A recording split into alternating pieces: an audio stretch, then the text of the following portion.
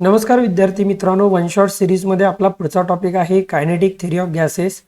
या टॉपिकमध्ये आपण गॅसशी रिलेटेड सर्व इन्फॉर्मेशन बघणार आहोत. त्यामध्ये पहिल्यांदा आपल्याला गॅस लॉ बघणं गरजेचं आहे. गॅस लॉमध्ये 3 लॉ आहेत: बॉयल्स लॉ, चार्ल्स लॉ आणि गे-लुसेक्स लॉ. बॉयल्स लॉ काय सांगतो की प्रेशर आणि व्हॉल्यूम ह्या दोघांमध्ये इन्व्हर्सली प्रोपोर्शनल आहे. त्यावेळेला जे टेम्परेचर आहे ते कॉन्स्टंट ठेवायचं आहे. चार्ल्स लॉमध्ये व्हॉल्यूम आणि टेम्परेचर या दोघांमध्ये डायरेक्टली प्रोपोर्शनलचं रिलेशन आहे. त्यावेळेला प्रेशर कॉन्स्टंट ठेवायचं आहे. आणि गे-लुसेक्स लॉमध्ये प्रेशर आणि टेम्परेचर या दोघांमध्ये रिलेशन आहे. त्यावेळेला व्हॉल्यूम जे आहे ते कॉन्स्टंट ठेवायचं आहे. आता इथं जर आपण बघितलं, प्रेशर आणि व्हॉल्यूम, टेम्परेचर कॉन्स्टंट आहे. म्हणजे सपोज मी 20 डिग्री एवढं टेम्परेचर 0 to 2 hours या पिरियडमध्ये जर ठेवलं, तर त्या केसमध्ये या सिस्टीममध्ये असणारा जो गॅस आहे त्या गॅसची कायनेटिक एनर्जी आणि पोटेन्शियल एनर्जी या दोन गोष्टी वाढतील. या वाढल्यानंतर या गोष्टी या पिस्टनवरती प्रेशर क्रिएट करतील आणि त्यामुळं हा जो पिस्टन आहे हा पिस्टन वरच्या बाजूला मूव्ह करेल.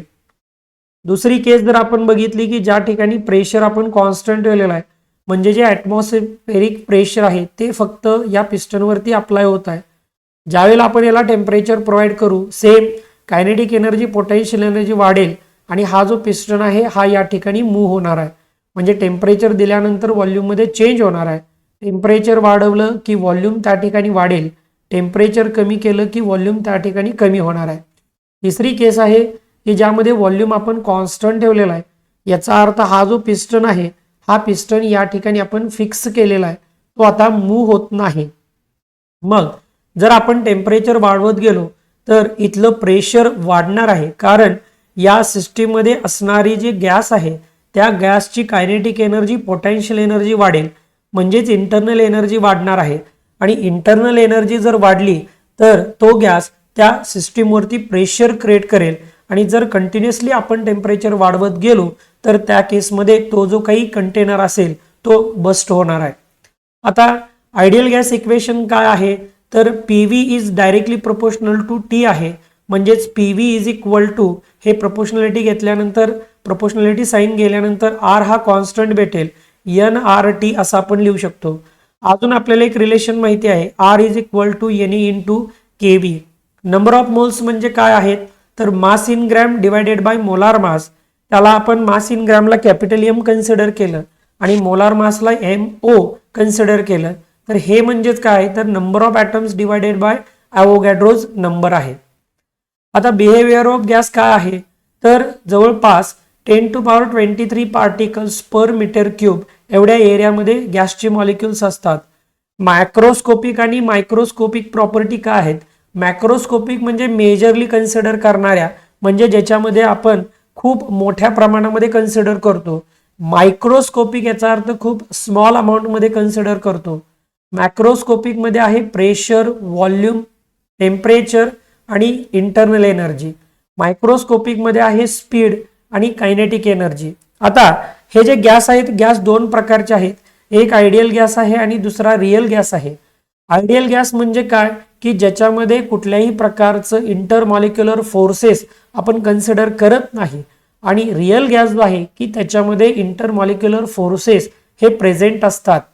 आयडियल गॅस इक्वेशन जे आहे ते आयडियल गॅस ओबे करेल आणि जो रिअल गॅस आहे तो आयडियल गॅस इक्वेशन त्या ठिकाणी ओबे करेल, परंतु कंडिशन काय आहे, तर त्या ठिकाणी लो प्रेशर असणं गरजेचं आहे आणि त्याच पद्धतीनं तिथलं टेम्परेचर जे असेल ते टेम्परेचर हाय असणं गरजेचं आहे.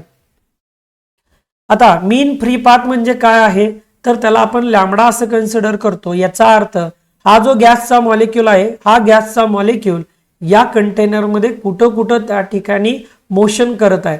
म्हणजे सपोज हा इथून इथं आला, इथून इथं, इथून इथं आणि इथून इथं आलेला असेल, तर या टोटल एका मॉलिक्यूलनं किती त्या ठिकाणी पाथ कव्हर केलेला आहे ते कॅल्क्युलेट करण्यासाठी आपण लॅम्बडा इज इक्वल टू 1/√2 पाय d² n/v. n म्हणजे नंबर ऑफ मॉलिक्युल्स आहेत, V याचा अर्थ व्हॉल्यूम आहे आणि या दोघांचा जो रेशो आहे त्याला आपण नंबर डेन्सिटी असं म्हणतो. D म्हणजे काय आहे, तर गॅस मॉलिक्यूल जो आहे त्याचा डायमीटर आहे. आता pressure of an ideal gas, की एक आयडियल गॅस जो आहे तो किती एखाद्या कंटेनरवरती प्रेशर अप्लाय करतो. आता सपोज हा एक गॅसचा मॉलिक्यूल कन्सिडर केला आणि तो एक्स ऍक्सिसला Vx एवढ्या वेलॉसिटीने जात आहे आणि हा कंटेनर आपण कन्सिडर केला की ज्याची लेंथ, विड्थ आणि हाईट हे किती आहे, L एवढा आहे. आता इनिशियल मोमेंटम काय असेल, सपोज P1 कन्सिडर केलं तर गॅस मॉलिक्यूलचं असणारं वेट m आणि त्याची स्पीड Vx डायरेक्शनला. फायनल मोमेंटम म्हणजे काय की समजा तो इथून इथपर्यंत आला आणि त्याच्यानंतर परत तो इथून या बाजूला गेला तर त्या केसमध्ये त्याचं जे फायनल मोमेंटम असणार आहे ते निगेटिव्ह एक्स डायरेक्शनला जात आहे, म्हणून -m × Vx. ओके. आता चेंज इन मोमेंटम काय असेल तर final momentum minus initial momentum. Final momentum आहे -Vx Vx आणि इनिशियल मोमेंट आहे -m Vx. ह्या दोघांची जर सबस्ट्रॅक्शन केली तर दोघी बाजूला निगेटिव्ह निगेटिव्ह आहे, त्यामुळे हे येईल -2m Vx. हे झालं चेंज इन मोमेंटम. आता त्याच्यानंतर according to law of conservation of momentum आपण काय म्हणू शकतो की जेवढं इनिशियल मोमेंटम मध्ये झालेला जो चेंज आहे तेवढंच त्याच्यानंतर सुद्धा होणारा चेंज आहे, मग ते -2m Vx येत आहे. तर हे डेल्टा P' किती येईल +2m Vx. आता न्यूटनच्या दुसऱ्या नियमानुसार आपण फोर्सची व्हॅल्यू कॅल्क्युलेट करण्यासाठी काय वापरतो तर change in momentum with respect to change in time. त्यानुसार मोमेंटम मध्ये झालेला जो चेंज आहे तो 2m Vx divided by time असेल t. त्याला आपण इक्वेशन नंबर 1 पुट करूया. आता स्पीड म्हणजे आपल्याला माहिती आहे, स्पीड म्हणजे काय आहे, डिस्टन्स अपॉन टाइम. त्यावरून टाइम कॅल्क्युलेट केला, डिस्टन्स अपॉन स्पीड. आता डिस्टन्स जे आहे ते जाताना L आणि येताना L, त्यामुळे ते 2L झालं. स्पीड जे आहे ते एक्स डायरेक्शनला कन्सिडर केलेला आहे, त्यामुळे ते Vx. आता ही जी एकची जी व्हॅल्यू आहे त्यामध्ये आपण ही t पुट करू शकतो, म्हणजे distance upon 2L by Vx ही व्हॅल्यू 1 नंबरच्या इक्वेशन मध्ये पुट केलं तर आपल्याला काय भेटेल, F average is equal to m Vx square upon L. आता total average force for all molecule, प्रत्येक मॉलिक्यूल साठीचा अवरेज फोर्स किती असेल तर तो प्रत्येक मॉलिक्यूल साठी म्हणजे n नंबर ऑफ मॉलिक्यूल साठी जर आपण कन्सिडर केला तर तो या ठिकाणी आपल्याला किती भेटेल, m Vx1 square upon L plus m Vx2 square upon L plus m Vxn square upon L. यामधून m बाय L आपण कॉमन काढलं तर आतमध्ये Vx square plus Vx2 square plus dash dash dash Vxn चा square हे राहील. आता यावरून आपण काय म्हणू शकतो की इथं जर समजा मी n मल्टिप्लाय आणि n डिवाइड केलं तर इथं ही जी व्हॅल्यू येत आहे त्याला आपण काय म्हणू शकतो बघा, तर वेलॉसिटीचा अवरेज आणि त्याचा स्क्वेअर आहे. म्हणजेच आपण असं म्हणू शकतो मीन अवरेज वेलॉसिटीचा स्क्वेअर किंवा मीन स्क्वेअर वेलॉसिटी या ठिकाणी आपण कन्सिडर केली. आता अवरेज प्रेशर काय असेल तर फोर्स अपॉन एरिया. फोर्स आपण ऑलरेडी कॅल्क्युलेट केलेला आहे, त्यानुसार mn Vx bar square upon L upon area म्हणजे length into length L square. म्हणून therefore A is equal to L into L. आता L इंटू L याचा अर्थ L स्क्वेअर आपण या ठिकाणी लिहू शकतो, म्हणून P average is equal to mn Vx बारचा स्क्वेअर अपॉन हे L स्क्वेअर आणि हे L म्हणजेच या ठिकाणी L क्यूब होईल. आता जर आपण या ठिकाणी Vx बार स्क्वेअर Vy बार स्क्वेअर Vz बार स्क्वेअर म्हणजे मीन स्क्वेअर वेलॉसिटी जी आहे ती आपण x, y आणि z ह्या सगळ्यांची जर बेरीज केली तर ती त्या ठिकाणी मीन वेलॉसिटीचा स्क्वेअर या ठिकाणी आपल्याला भेटेल. त्यानुसार ह्या तिन्ही ज्या वेलॉसिटी आहे डायरेक्शन आणि फक्त या ठिकाणी डिस्टन्स सगळीकडे सेम आहे, त्यामुळे ह्या तिन्ही वेलॉसिटी या ठिकाणी सेम कन्सिडर केल्या. या व्हॅल्यू या इक्वेशन मध्ये पुट केल्यानंतर आपल्याला काय भेटेल, Vx bar square plus Vx bar square plus Vx bar square V bar square is equal to 3 Vx bar square. म्हणजेच Vx बार स्क्वेअर ची व्हॅल्यू आली 1/3 V बार स्क्वेअर.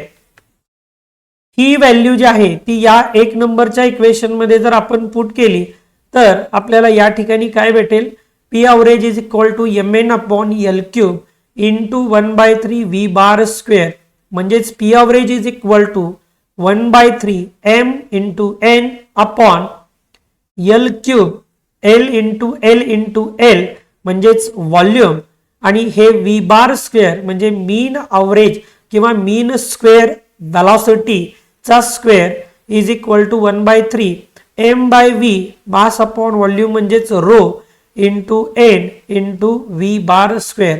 हे जे आहे हे या ठिकाणी आपल्याला प्रेशर भेटलेलं आहे. नेक्स्ट आहे रूट मीन स्क्वेअर स्पीड, ज्याला आपण VRMS, R रूट M मीन आणि S स्क्वेअर. आता प्रेशर आपल्याला माहिती आहे 1/3 mn अपॉन व्ही बारचा स्क्वेअर. आता बघा रूट व्ही बार स्क्वेअर यालाच मी VRMS असं म्हणू शकतो, म्हणजे रूट ह्या व्ही बार स्क्वेअरलाच आपण काय म्हणलेलं आहे, मीन स्क्वेअर.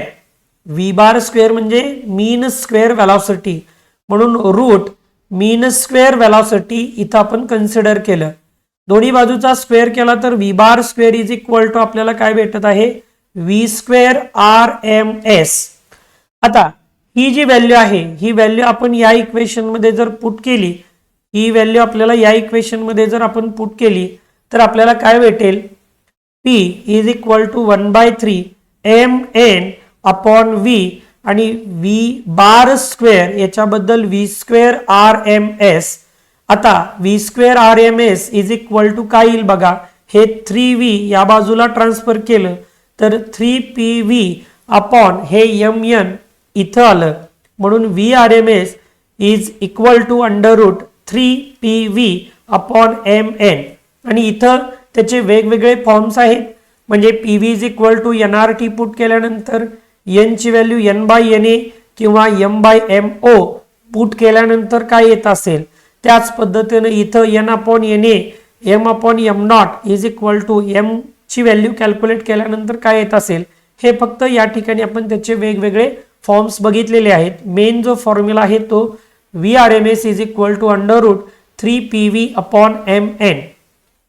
हेच त्याचे R ची व्हॅल्यू पुट केली NA इंटू KB, त्या केसमध्ये VRMS काय येत असेल. आणि सगळ्यात शेवटी आपल्याला सगळ्यात महत्वाचा पॉइंट या ठिकाणी काय मिळेल, तर VRMS is directly proportional to square root of T. याचा अर्थ root mean square velocity is directly proportional to square root of temperature. आता interpretation of temperature in kinetic theory काय आहे, प्रेशरचा फॉर्म्युला आपल्याला माहिती आहे. व्हॉल्यूम या बाजूला पाठवलं तर PV is equal to 1/3 mn VRMS चा स्क्वेअर. आता या ठिकाणी मी काय केलं, 2 न मल्टिप्लाय आणि 2 न डिवाइड केलं, पण लिहित असताना MVRMS स्क्वेअर एका बाजूला घेतलं, त्याला हाफ न मल्टिप्लाय केलं तर इथं 2 न त्याला मल्टिप्लाय केलेलं आहे, म्हणजे 2 ला 2 कॅन्सल झालं तर हीच टर्म आपल्याला भेटेल. फक्त थोडीशी इथं अरेंजमेंट केली. आता 1/2 mv स्क्वेअर म्हणजेच कायनेटिक एनर्जी आहे, म्हणून PV इज इक्वल टू 2/3 ह्या सर्वाला आपण काय म्हणलं, कायनेटिक एनर्जी. आता PV बद्दल जर NRT पुट केलं, R म्हणजेच NA इंटू KB आहे, ती व्हॅल्यू जर इथं आपण पुट केली तर आपल्याला PV is equal to NKB into T हा एक फॉर्म्युला भेटेल.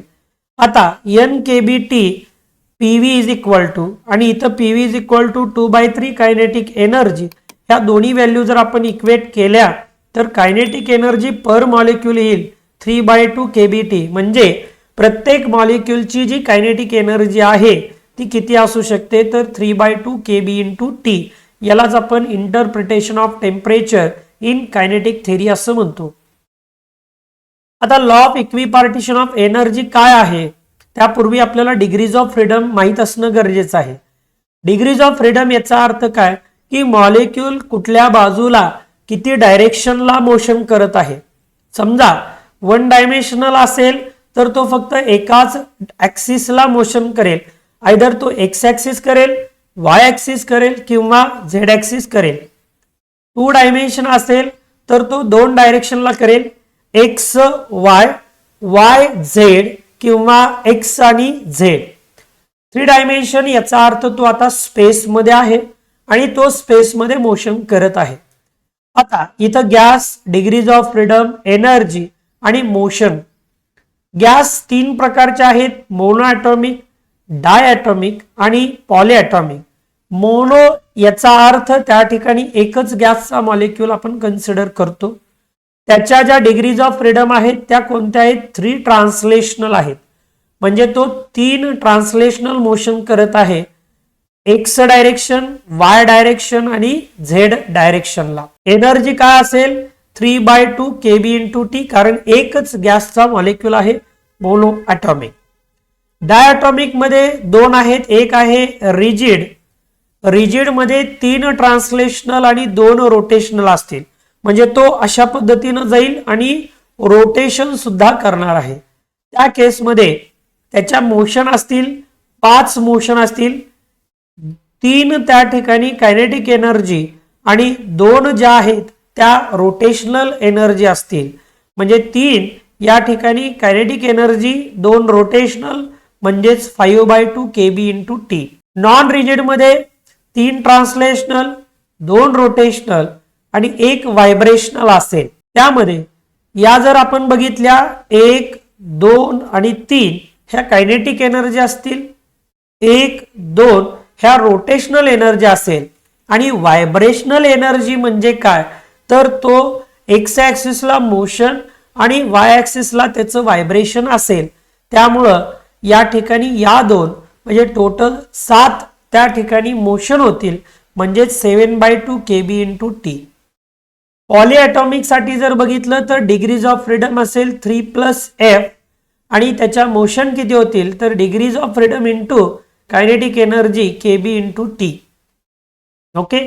आता ॲव्हरेज एनर्जी काय असेल? तर 3/2 kb/t. हे जे ब्रॅकेट आहे यालाच आपण त्या ठिकाणी इक्वी पार्टिशन असं म्हणतो. म्हणजे कायनेटिक एनर्जी किती ठिकाणी डिवाइड होणार आहे, एक्स, वाय आणि झेड किती डिवाइड होईल? 1/2 kbt, 1/2 kbt, 1/2 kbt, म्हणजेच 3/2 kb/t. नेक्स्ट, आता इथपर्यंत गॅसशी रिलेटेड सगळी इन्फॉर्मेशन आपण बघितलेली आहे. या पार्ट मध्ये स्पेसिफिक हीट काय आहे हे आपण बघणार आहोत. स्पेसिफिक हीट याचा अर्थ थोडक्यात जर आपण लक्षात ठेवलं तर कंटेनर मधला जो गॅसचा मॉलिक्यूल आहे, पहिला मॉलिक्यूल ज्या टेम्परेचरला हीट झाला त्याला आपण स्पेसिफिक हीट असं म्हणू शकतो. आता ही जी स्पेसिफिक हीट आहे ती कशी कॅल्क्युलेट करू शकतो? तर या कंटेनर मध्ये m मासचं आपण फ्लुइड किंवा गॅसेस घेतलेले आहेत, त्याला dqod हीट एनर्जी आपण सप्लाय करत आहोत आणि त्याचं टेम्परेचर मध्ये झालेला जो चेंज आहे तो आपण त्या ठिकाणी dt कन्सिडर केला. आता हीट दिल्यानंतर जी हीट देत आहोत ती मासला डायरेक्टली प्रोपोर्शनल असेल, म्हणून dq directly proportional to m. जी हीट एनर्जी सप्लाय करत आहोत त्याच्यामुळे टेम्परेचर मध्ये चेंज होणार आहे, तोही डायरेक्टली प्रोपोर्शनल असेल. या दोघांचं कॉम्बिनेशन केलं तर dq directly proportional to m into dt. dq is equal to proportionality sign गेलं तर या ठिकाणी जो कॉन्स्टंट आलेला आहे त्या कॉन्स्टंटलाच आपण स्पेसिफिक हीट कॅपॅसिटी असं म्हणू शकतो. S किंवा त्याला आपण C न डिनोट करू शकतो, m इंटू dt. यावरून S ची व्हॅल्यू कॅल्क्युलेट केली, dq divided by m dt. Define कसं केलं तर amount of heat supplied to raise the temperature of unit mass of substance by 1 degree kelvin is known as specific heat capacity. Same याच पद्धतीनं specific heat capacity आपण principal specific heat आणि molar specific heat categorise करू शकतो. Principal specific heat इथं substance जो आहे तो ग्रॅम मध्ये कन्सिडर करायचा आहे, मोलार मध्ये सबस्टन्स जो आहे तो मोल मध्ये कन्सिडर करून आपल्याला त्या डेफिनेशन्स तयार करायच्या आहेत. C is equal to dq by m dt, dq is equal to mc dt. इथं DQ is equal to M ला रिप्लेस कोण करेल, एन रिप्लेस करेल. सेम इथं CP म्हणजे specific heat capacity at constant pressure आणि constant volume. Same molar specific heat at constant pressure and constant volume. Next Mayer's relation. CV आपल्याला माहिती आहे DQ बाय NDT मोलारच्या केसमध्ये. CV is equal to DQ by DT जर आपण N ची value 1 consider केली म्हणजे एकच मॉलिक्यूल आहे असा कन्सिडर केला. DQ is equal to CV into DT त्याला इक्वेशन नंबर 1 आपण दिलेला आहे. CP ची व्हॅल्यू आपण कॅल्क्युलेट केली कॉन्स्टंट प्रेशर ती DQ is equal to CP into DT असं कन्सिडर केलं. आता in case of constant volume the supplied energy will change the internal energy of a body. म्हणजे त्या बॉडीची किंवा तिथं असणारा जो सबस्टन्स आहे त्याची फक्त इंटरनल एनर्जी चेंज करेल कॉन्स्टंट व्हॉल्यूमला. प्रेशर मध्ये तर इंटरनल एनर्जी त्याचसोबत पिस्टनची मुवमेंट होणार आहे म्हणजेच इंटरनल एनर्जी आणि वर्क ह्या दोन्ही गोष्टी घडणार आहे. DQP is equal to DUV plus DW. DUV ची व्हॅल्यू आहे CV इंटू DT ती इथं पुट केली. DW म्हणजे pressure into change in volume. PV is equal to NRT. PV is equal to RT. यांची व्हॅल्यू आपण 1 पुट केलेली आहे. इथं व्हॉल्यूम चेंज झाला म्हणून DV. कशामुळे चेंज झाला तर टेम्परेचर मध्ये झालेल्या चेंजमुळे म्हणून DT. म्हणजे जिथं PdV आहे तिथं आपण RDT पुट करू शकतो. मग ही जी व्हॅल्यू आहे ती या इक्वेशन मध्ये जर पुट केली तर PdV बद्दल RDT पुट करू शकतो म्हणजे CP is equal to CV plus R. म्हणून CP ह्या CV ला या बाजूला नेलं तर ते मायनस होईल minus CV is equal to R म्हणजे CP minus CV is equal to R. यालाच आपण मेयर्स रिलेशन असं म्हणतो. आता वेगवेगळ्या गॅसेसला स्पेसिफिक हीट कॅपॅसिटी काय असू शकते आणि ते कॅल्क्युलेट करण्यासाठी आपल्याला महत्त्वाचे 4 पॉइंट कन्सिडर करायचे. 1 एनर्जी, 2 कॉन्स्टंट व्हॉल्यूमला स्पेसिफिक हीट, कॉन्स्टंट प्रेशरला स्पेसिफिक हीट आणि गॅमा ज्याला आपण स्पेसिफिक हीट ह्या वेगवेगळ्या गॅसेसला काय असते. आता यामध्ये मोनो ॲटॉमिक आपण जर बघितला तर त्याची एनर्जी आहे 3/2 KB इंटू T. त्याला ॲव्होगॅड्रो नंबरनं आपण मल्टिप्लाय केलं तर NA KB into T. NA KB into T NA याबद्दल आपण R पुट करू शकतो म्हणजे 3/2 RT. CV म्हणजे काय किती हीट एनर्जी सप्लाइड केली डिवायडेड बाय त्याचा चेंज झालेला टाइम. या व्हॅल्यू पुट केल्या तर आपल्याला CV ची व्हॅल्यू भेटेल 3/2 R. CP मायनस CV वरून CP कॅल्क्युलेट करता येईल 5R/2 आणि गॅमा ज्याला एडियाबॅटिक रेशो म्हणतो तो आहे CP/CV आणि त्याची व्हॅल्यू येईल 5/3. आपल्याला या टर्म्स माहित असणं गरजेचं आहे की मोनो ॲटॉमिकची एनर्जी किती असेल, त्याची specific heat capacity constant volume काय असेल, specific heat capacity at constant pressure काय असेल आणि ॲडियाबॅटिक रेशो जो आहे तो काय असेल तर तो 5/3. सेम असंच आपण डाय ॲटॉमिकसाठी इथं स्क्रीनवरती तुम्ही बघत आहात एनर्जी, CV, CP आणि गॅमा कॅल्क्युलेट केलेला आहे. याच पद्धतीनं रिजिड साठी जसं आहे तसंच नॉन रिजिड साठी सुद्धा एनर्जी, CV, CP आणि गॅमा कॅल्क्युलेट करू शकतो. त्यानंतर पॉलीॲटॉमिक गॅसेस साठी सुद्धा एनर्जी 3 + F RT म्हणजे इथं NA ना आपण मल्टिप्लाय करून NA इंटू KB साठी R व्हॅल्यू पुट केली. CV कॅल्क्युलेट केला 3 + F R. CP कॅल्क्युलेट केलेला आहे 4 + F R आणि ह्या दोघांचा रेशो घेतला की 4 + F डिवायडेड बाय 3 + F हे जे आहे ते ॲडियाबॅटिक रेशो आपल्याला भेटेल. नेक्स्ट आहे इथपर्यंत स्पेसिफिक हीटचा पार्ट आपला संपलेला आहे. त्याच्या पुढचा जो पार्ट आहे ज्याला आपण हीट रेडिएशन असं म्हणतो.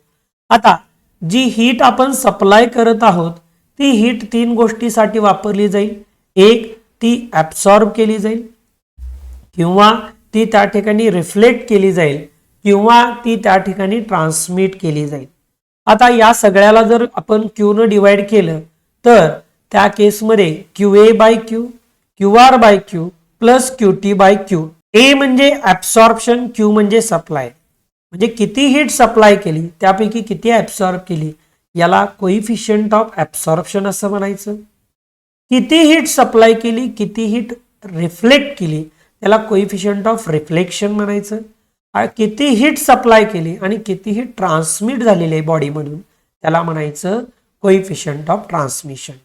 मग A plus R plus T is equal to 1 हे इम्पॉर्टंट रिलेशन. जर A1 असेल R0 T0 असेल तर 100% बॉडी जी आहे ती ऍब्सॉर्ब करेल म्हणून त्याला परफेक्टली ऍब्सॉर्बर असं म्हणायचं. जर R1 असेल A आणि T जर 0 असेल तर त्याला परफेक्टली रिफ्लेक्टर म्हणायचं. म्हणजे समजा आपण त्या ठिकाणी मिरर कन्सिडर केला तर तो परफेक्टली रिफ्लेक्शन करेल. जर T इज इक्वल टू 1 घेतलं म्हणजेच A आणि R0 तर त्याला परफेक्टली काय म्हणू शकतो आपण ट्रान्समीटर म्हणजे ते बॉडीमधून एनर्जी पास होईल.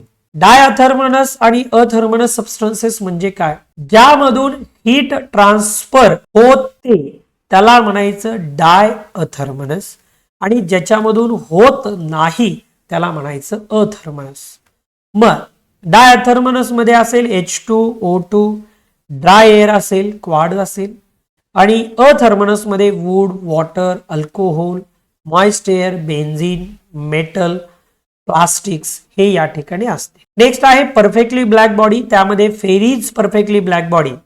आता इथं जर बघितलं तर या फेरीज ब्लॅक बॉडी मध्ये आपल्याला काय काय दिसत आहे बघा की एक त्या ठिकाणी पेरिकल शेप मध्ये जो बाहेरचा भाग आहे तो सिल्वर पॉलिश्ड आहे.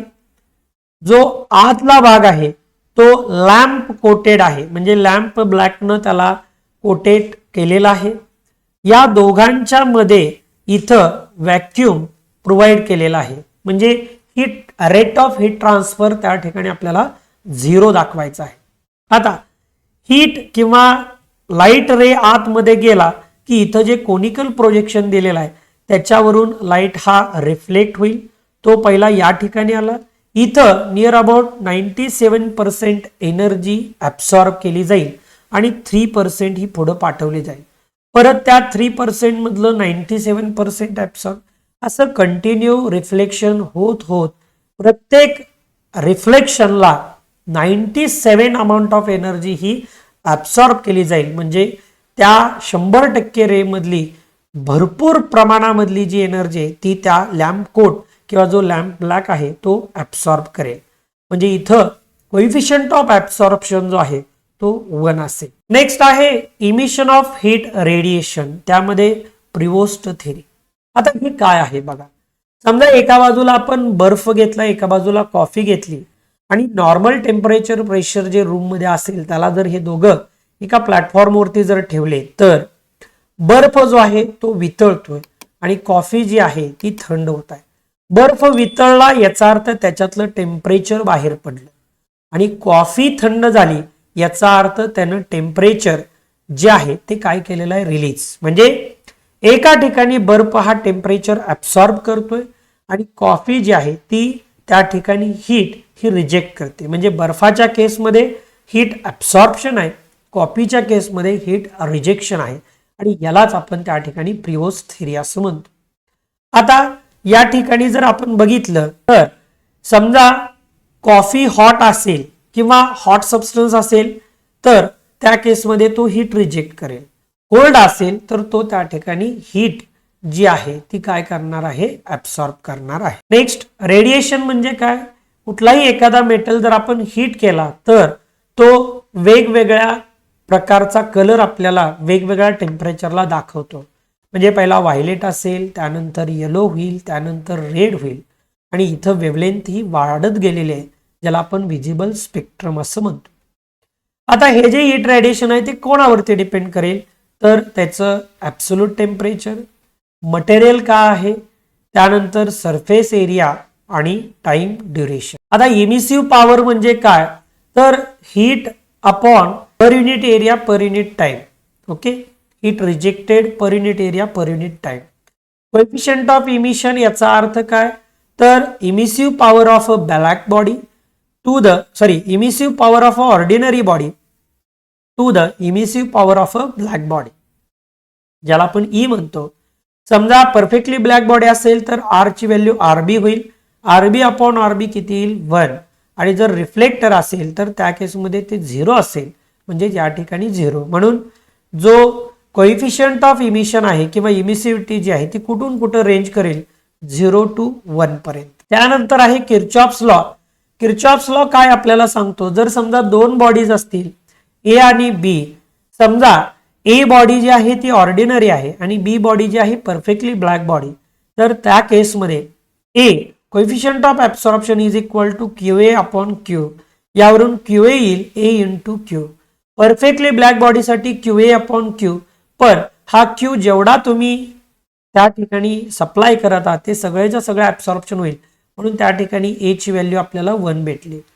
आता दोन्ही बॉडी ज्या आहेत त्या थर्मल इक्विलिब्रियमला आहेत, म्हणजे जेवढ्या अमाऊंटमध्ये हीट ऍब्सॉर्ब केली जाईल तेवढ्याच अमाऊंटमध्ये हीट रिजेक्ट केली जाईल.